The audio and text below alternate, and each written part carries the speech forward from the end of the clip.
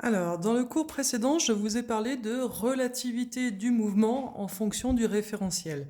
Je vais essayer de vous illustrer ça avec des choses toutes simples que j'avais sous la main, c'est-à-dire deux gommes, un trombone.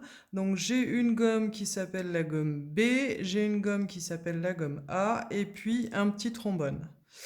Alors, si je regarde le mouvement de mon trombone dans le référentiel de la gomme B, et que je fais ça, eh bien, il n'y a pas de mouvement du trombone dans le référentiel de la gomme B, puisque le trombone n'a pas bougé par rapport à la gomme B, donc sa vitesse sera 0.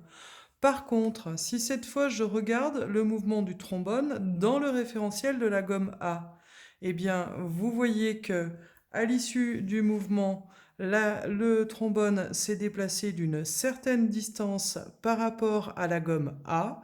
On pourrait donc calculer sa vitesse par rapport à la gomme A. Il suffirait de calculer la distance divisée par le temps. Eh bien, c'est la même chose en fait que ce que je vous ai dit avec la Terre.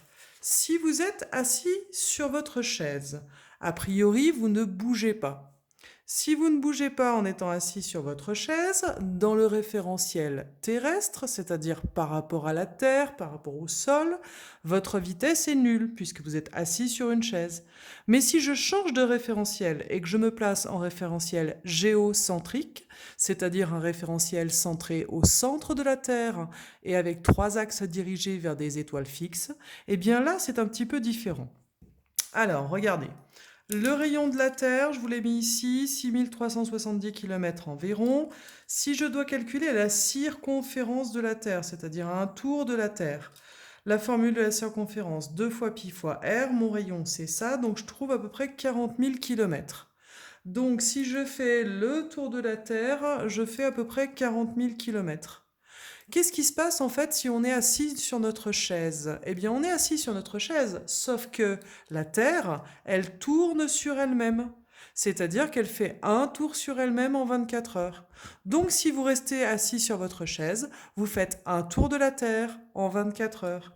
Un tour de la Terre, c'est 40 000 km en 24 heures. Ce qui veut dire qu'en restant sur votre chaise, eh bien, vous avez quand même une vitesse de 1668 km/h par rapport au référentiel géocentrique, tout en étant à 0 km/h par rapport au référentiel terrestre.